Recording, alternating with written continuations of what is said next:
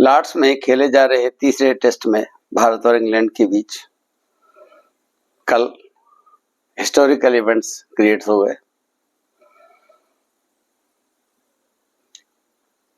कल दोनों टीमों ने बराबर रन बनाए। इंग्लैंड ने फर्स्ट इनिंग में 387 रन बनाए थे। इंडिया ने भी कल आइडेंटिकल 387 का स्कोर खड़ा किया। ये एक अपने में कल की हाईलाइट थी तीसरे दिन की। इसके पहले हिस्ट्री में 8वीं बार ऐसा हुआ है जहां दोनों टीमों ने आइडेंटिकल रन स्कोर किया था, और लास्ट टाइम मई 29 से जून 3 के बीच में हेडिंगले में इंग्लैंड और न्यूजीलैंड के बीच में ऐसे ही आइडेंटिकल रन स्कोर हुए थे। वो थे 350 रन, और ये 9th टाइम हिस्ट्री क्रिएट हो गई। सेकंड हिस्ट्री थी इंडिया के 6 विकेट पर 13 रन पीछे, यानी 74 रन।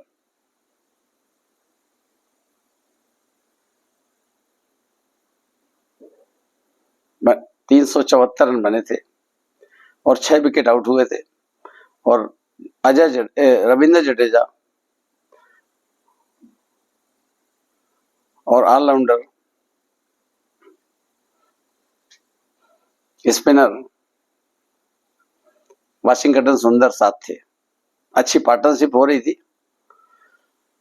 लेकिन दुर्भाग्यवश हमारे पास ऐसी थिंकिंग बैकिंग टीम है कोच के रूप में कि इतना प्रयास नहीं करवा सकी टीम को कुछ मैसेज भेज करके कि आपको ये 13 रन बनाने हैं, इसके बाद जो कुछ करना करना। और हुआ क्या, उस 13 रन के बीच में सारे विकेट आउट हो जाते हैं, एक से एक धुरंधर आउट हो जाते हैं। वाशिंगटन सुंदर अपने को पता नहीं कितना भयंकर बहुत बड़े बैट्समैन के रूप में अंदाज लगा रहे थे, तो उन्होंने 2-3 रन छोड़े भी, तो वरना आइडेंटिकल रन ना होते। वैसा लग रहा था जैसे वो तो इतने बेस्ट बैट्समैन हो, कभी आउट ही नहीं हो सकते। और हुआ क्या, जोफ्रा आर्चर ने अपने ओवर की शुरुआत की। पहली बॉल उनकी जो बाउंस हुई, उन्होंने इस तरह से कट खेलना शुरू किया कि जोफ्रा आर्चर का दिमाग ऐसा काम किया कि उन्होंने विकेट के पीछे बाउंड्री लाइन के पास एक प्लेयर खड़ा कर दिया, और साहब वाशिंगटन जी ने वही शॉट खेला, वही कैच उसी प्लेयर के पास गया और आउट हो गए। वो एक रन एक एक्स्ट्रा न बना पाए। ऐसे ऐसे ऑलराउंडर धुरंधर हमारे यहाँ टीम में सिलेक्ट किए जाते हैं, और जिनके पीछे 150 करोड़ की जनता लगी हुई है, उसमें से 11 प्लेयर नहीं सिलेक्ट कर पाते हमारे आगरकर साहब। कमाल है। नमस्कार दोस्तों, welcome to my YouTube channel Prem reels. कल लॉर्ड्स में तीसरे दिन का मैच खेला गया, उसकी हाइलाइट्स लेकर हम आए हैं। तो हाइलाइट्स हमने ओपनिंग सेंटेंस में बता दिया कि यही 2 हाइलाइट्स थी कि एक तो 13 रन बना पाए, और 8वीं बार इसके पहले जो इंस्टेंस हुए हैं वो 9वीं बार दोहराया गया कि सेम आइडेंटिकल रन बनाए दोनों टीमों ने, अंत में एक भी रन एक्स्ट्रा नहीं बना पाया इंडिया ने। वैसे तो हाइलाइट्स थी केएल राहुल की शतक, सबसे बड़ा हाईलाइट था। उनके साथ में जो पार्टनरशिप हुई वो हाईलाइट्स थी, लेकिन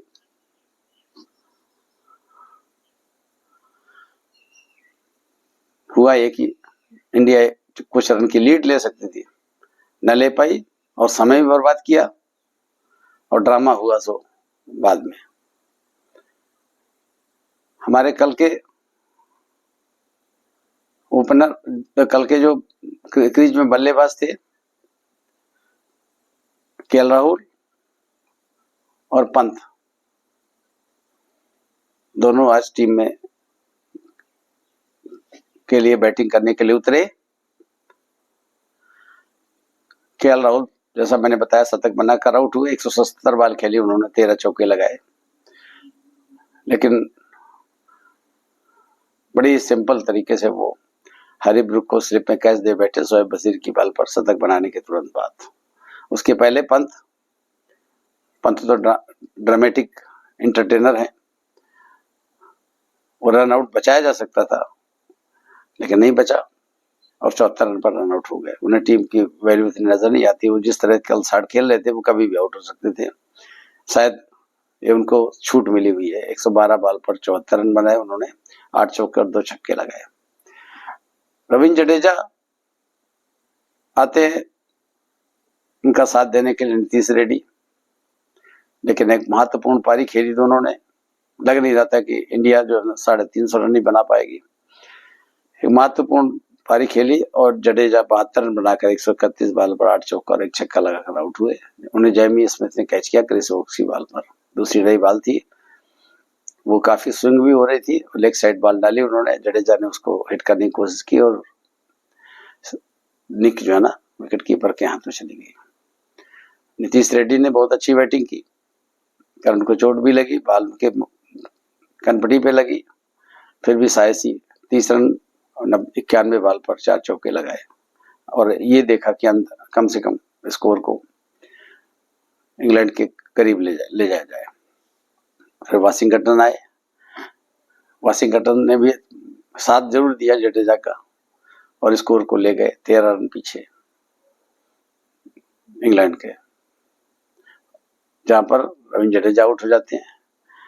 इसके बाद आकाशदीप आते हैं। हमारे अंपायरों का खेल भी कल दिखाई दिया। कोई क्राइटेरिया नहीं होता लगता अंपायर सिलेक्शन के लिए। लग रहा था बहुत अच्छे अंपायर इस सीरीज में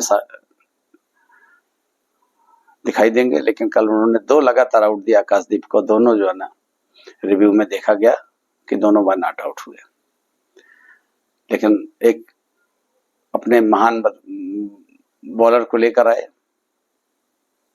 इंग्लैंड, जोफ्रा आर्चर को।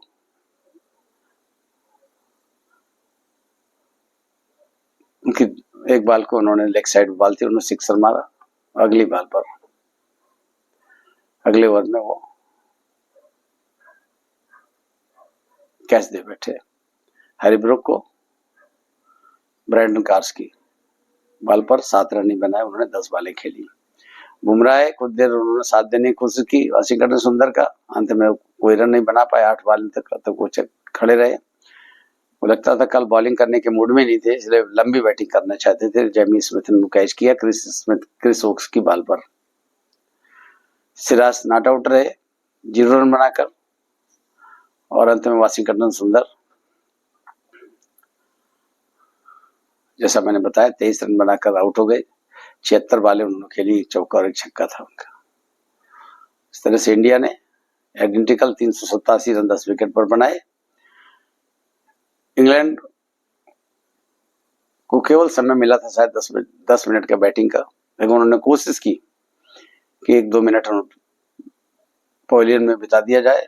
भारतीय टीम ग्राउंड में थी और इंग्लैंड के बैटर्स बैटिंग के लिए 2 मिनट लेट पहुंचे।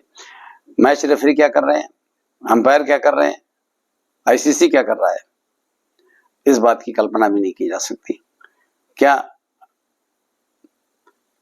हमारा एडमिनिस्ट्रेटिव जो टीम है वहां पर वो रिपोर्ट करेगी इस मामले में कि 2 मिनट लेट क्यों आए। उसमें भी उन्होंने बड़ी कोशिश की अपने को कि 1 ओवर से ज्यादा न खेला जा सके, जो बुमराह ने किया। खैर, इंग्लैंड की बॉलिंग की बात करें तो क्रिस वोक्स ने 27 ओवर 5 मेडन 84 रन 3 विकेट लिए। जोफ्रा आर्चर ने 23.2 ओवर में 6 मेडन फेंककर 52 रन देकर 2 विकेट लिया। ब्रैंडन कार्स 24 ओवर में 88 रन देकर 5 मेडन फेंके, 1 विकेट मिला।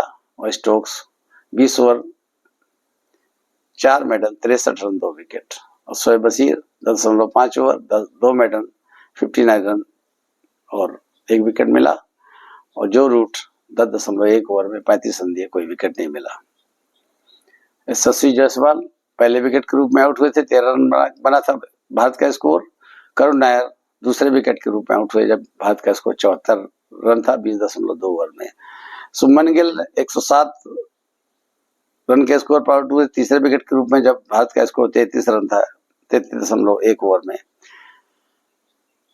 पंत, जैसा मैंने बताया, बहुत अच्छी पार्टनरशिप रही केएल राहुल के साथ में। 248 रन पर चौथे विकेट के रूप में आउट हुए थे। 65.3 ओवर का खेल हो चुका था। केएल राहुल 254 रन पर पांचवें विकेट के रूप में आउट हुए। 67.1 ओवर का मैच हो चुका था। नीतीश रेड्डी 326 रन पर आउट हुए छठे विकेट के रूप में। 94.3 ओवर का मैच हो चुका था। आकाशदीप 385, उसके पहले रविंद्र जडेजा 376 पर सातवें विकेट के रूप में आउट हुए थे। 113.2 ओवर का मैच हो गया था और आकाशदीप 385 आठवें विकेट के रूप में आउट हुए। 116.1 ओवर का मैच हो चुका था। बुमराह 387 पर 9वें विकेट के रूप में आउट हुए। 118.4 ओवर हो चुका था। वाशिंगटन सुंदर अंत में 119.2 ओवर की 387 पर 10वें विकेट के रूप में आउट हुए। ये थे आइडेंटिकल स्कोर।